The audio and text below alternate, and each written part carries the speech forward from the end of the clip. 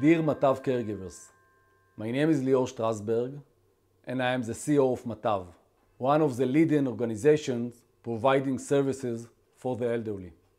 I usually write to you in text messages, but now I can tell you with my voice, thank you for your devoted care all year round and especially now. We know it's not easy staying at home away from family and friends, especially when you are so far away.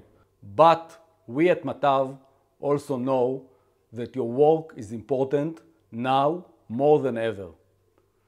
In order to help you cope better with the new corona reality, we are happy to present a series of short videos with important information in our own language. We hope they will help you to stay safe and healthy. This project, in collaboration with Dr. Inon Shenkar, a public health specialist from Jerusalem. You are welcome to pass the videos along to other caregivers you know. Thank you again for choosing to care for others. Stay safe and well. Greetings from Jerusalem. Shalom. Namaste. My name is Dr. Inon Shenkar and I'm a public health specialist. I would like to introduce to you Dr. Ishani Hanspal. Dr. Ishani is a medical doctor from Mumbai and she has special training in community medicine. She also knows Israel quite well. Together we present to you 5 video clips in order to inform you, the Indian caregivers of the older people in Israel, about COVID-19 and how to protect yourself and them from this disease. Corona is a killing disease. We hope that this general information will support you and help you to keep the older people and yourself safe.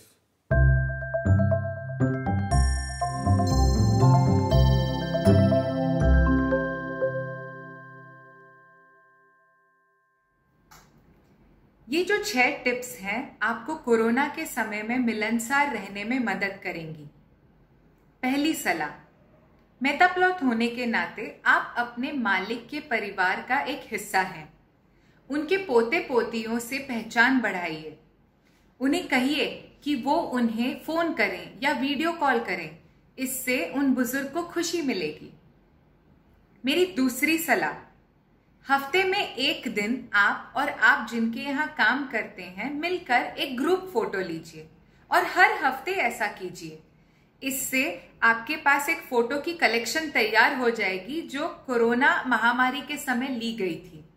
In photos को उन बुजुर्ग के परिवार वालों के साथ share कीजिए।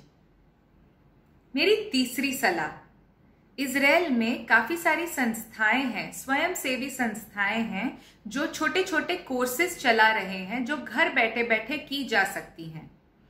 ये कोर्स स्मार्टफोन कैसे इस्तेमाल करें, अलग अलग ऐप जो होते हैं एक दूसरे से जुड़े रहने में मदद करने वाले ऐप्स जो हैं उनका इस्तेमाल कैसे करें, ये कोर्सेज ये सब सिखाती हैं।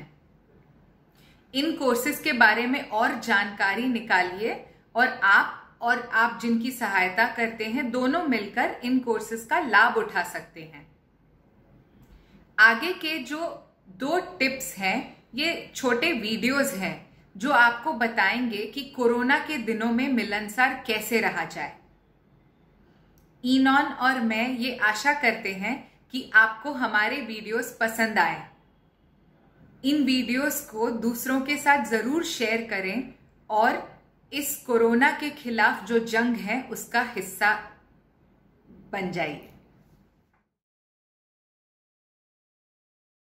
साथ ही लक्षणों वाले व्यक्ति, उनकी देखभाल कर रहे लोग और स्वास्थ्य कर्मी को मास्क लगाना अनिवार्य है जिससे अन्य व्यक्तियों को संभावित संक्रमण से बचाया जा सके। क्या ये बीमारी सभी को हो सकती है?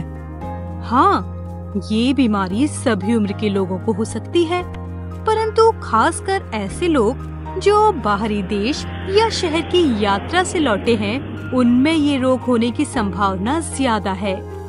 जिन व्यक्ति की आयु 60 वर्ष से अधिक हो या जो मधुमेह, उच्च रक्तचाप और सांस लेने में तकलीफ जैसे रोग से ग्रसित हों, उनमें इस बीमारी से जोखिम होने का खतरा ज्यादा होता है।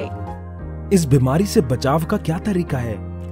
इस बीमारी से बचाव के लिए कुछ खास बातों का ध्यान रखना जरूरी है, जैसे जितना हो सके घर पर रहें। सार्वजनिक स्थल जैसे मेला और भीड़ वाले धार्मिक स्थल में जाने से बचें। लोगों के निकट संपर्क से बचें और कम से कम 1 मीटर की दूरी बनाए रखें। बाहर से लौटने पर खांसने, छींकने, किसी जगह को छूने, खाना खाने से पहले और शौच के बाद नियमित रूप से साबुन और पानी से हाथों को धोएं। स्वास्थ्य कर्मियों द्वारा बताए गए सही तरीके से हाथ धोने से संक्रमण से बचाव होगा।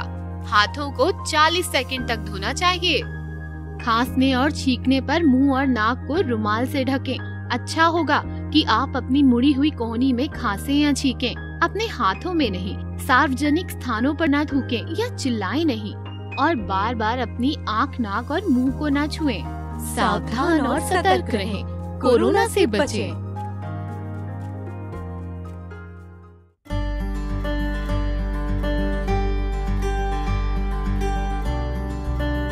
नमस्कार। कोविड-19 के इन मुश्किल दिनों में तनाव ज़्यादा है, इसलिए मैं आप सबको कुछ योग सिखाना चाहता हूँ। पहला practice, hands in and out breathing.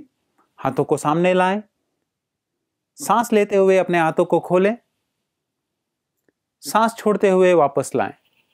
अपनी सांसों को अपने हाथों से जोड़ें, इसे 10 बार करें। दूसरा प्रैक्टिस, हैंड स्ट्रेच ब्रीदिंग। उंगलियों को सीने पर रखें, सांस लेते हुए 90 डिग्री में खींचें, सांस छोड़ते हुए वापस लाएं। दूसरी प्रैक्टिस 135 डिग्री पे करेंगे, सांस लेते हुए ऊपर, सांस छोड़ते हुए नीचे। और तीसरी प्रैक्टिस 180 डिग्री पे, सांस लीजिए, सांस छोड़िए। हर प्रैक्टिस को 10 बार करिए। इसके बाद बैठ जाइए। कपालभाति प्राणायाम। सांस लेते हुए पेट को अंदर खींचिए और सांस को बाहर फेंकिए। इस तरह से इस प्रैक्टिस को 2 मिनट तक करिए और अंत में अपना ध्यान आईब्रो के बीच में लगा के भ्रामरी इस शब्द का उच्चारण करिए और फिर शांत बैठिए।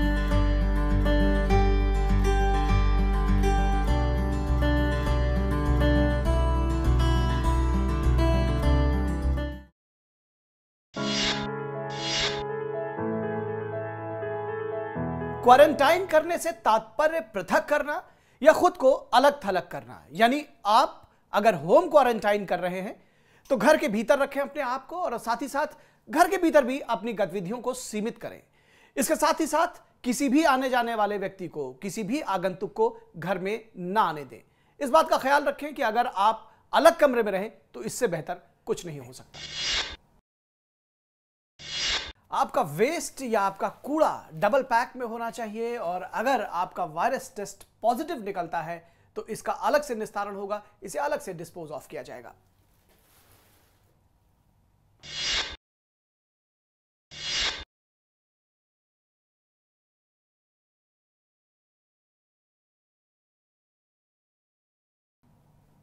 अगर आप घर में अकेले रहते हैं तो ऑनलाइन शॉपिंग का सहारा लें या आप होम डिलीवरी करके भी सामान मंगवा सकते हैं। इसके अलावा आप अगर ऑनलाइन शॉपिंग नहीं कर सकते हैं तो अपने दोस्तों और सहयोगियों का सहारा लें, उनके जरिए सामान मंगवाएं, लेकिन उसे अपने घर के दरवाजे पर ही ड्रॉप कराएं। इस बात का खास ख्याल रखें कि जो व्यक्ति सामान लेकर आया है उससे आप कतई संपर्क न करें।